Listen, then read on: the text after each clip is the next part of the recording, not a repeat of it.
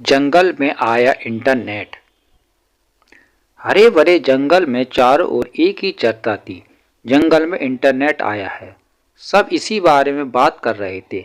हालांकि आधे से ज्यादा जानवरों को यह पता नहीं था कि इंटरनेट कौन से नए जानवर का नाम है। फिर भी वे यह पता लगाने की कोशिश लगातार कर रहे थे कि यह नया जानवर खतरनाक तो नहीं है। अनेक सवाल थे उनके मन में। कैसा दिखता होगा यह इंटरनेट? उसकी पूंछ होगी या नहीं? अरे नहीं भाई, यह जानवर का नाम नहीं है। तो फिर क्या है? यह एक चिड़िया का नाम है। ओह अच्छा अच्छा, चिड़िया होती है। इस तरह की बातें पूरे जंगल में हो रही थीं। शाम को राजा शेर ने सभी जानवरों को अपनी गुफा के सामने बुलाया है। तब वे हमको इस इंटरनेट से मिलवाएंगे। वे एक दूसरे को बता रहे थे। शाम को ठीक 6 बजे सभी जानवर, पक्षी और जंगल के बाकी सब प्राणी शेर की गुफा के सामने इकट्ठा हुए। राजा शेर की गुफा के सामने इकट्ठा हुए राजा शेर एक अजीब सी चीज के साथ बाहर निकले। ये क्या है? फिर फुसफुसाहट होने लगी। तब शेर ने कहा, दोस्तों यह कंप्यूटर है। कंप्यूटर और एक जानवर, सबने सोचा। यह एक मशीन है और इंटरनेट का प्रयोग करने के लिए हमारे पास कंप्यूटर होना बहुत जरूरी है, शेर ने कहा। सभी ध्यान से उसकी बात सुन रहे थे। इंटरनेट के माध्यम से हम दूर दूर रहने वाले अपने दोस्तों और संबंधियों से घर बैठे बात कर सकते हैं। उन्हें हम पत्र भी भेज सकते हैं। पत्र भेजने के इस तरीके को ईमेल कहते हैं।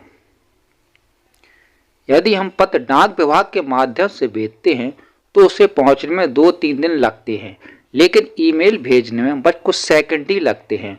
और सबसे बढ़िया बात है कि इसमें खर्चा ना के बराबर आता है, से समझा रहा था। और क्या फायदे हैं इंटरनेट के? जानवरों ने उत्सुकता से पूछा। बहुत से फायदे हैं। आप किसी भी समय दुनिया के दूसरे हिस्सों में होने वाली घटनाओं के बारे में जान सकते हो। हम तरह की जानकारी इसमें है, शेर ने बताया।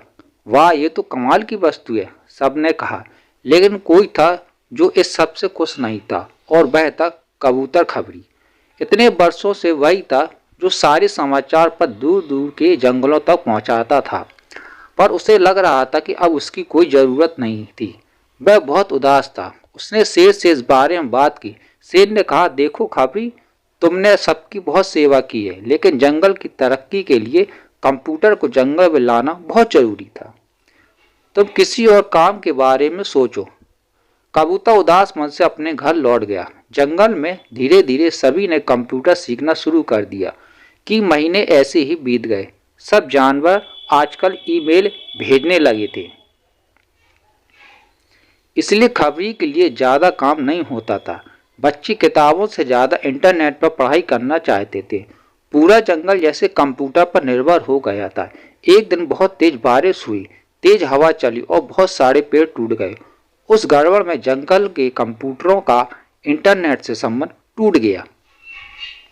जंगल के जानवर ना तो किसी को ईमेल भेज पा रहे थे और ना ही उनके बच्चे ठीक से पढ़ाई कर पा रहे थे।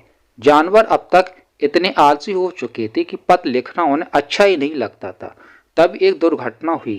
हिरन का बच्चा दौड़ रहा था। वह एक पेड़ से टकराया और उसके सर पर गहरी चोट लगी। जंगल के डॉक्टर साहब उल्लू जी किसी का इलाज करने दूसरे जंगल में गए हुए थे।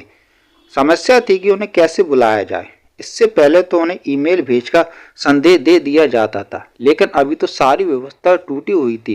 हिरन के माता पिता रोते हुए राजा शेर के पास पहुंचे। राजा भी असहाय था, करे तो क्या करे। तब खबरी ने कहा, मैं बुलाकर लाऊंगा डॉक्टर को। आके पहले भी तो मैं ही यह सब काम करता था। सबको बहुत तसल्ली हुई कि खबरी आज भी उनकी मदद करने को तैयार था। तो खबरी उड़ा और कुछ ही देर बाद डॉक्टर उल्लू जी वहां पहुंच गए। खबरी के कारण ही हिरन के बच्चे की जान बच पाई। अब खबरी की बारी थी सबको समझाने की।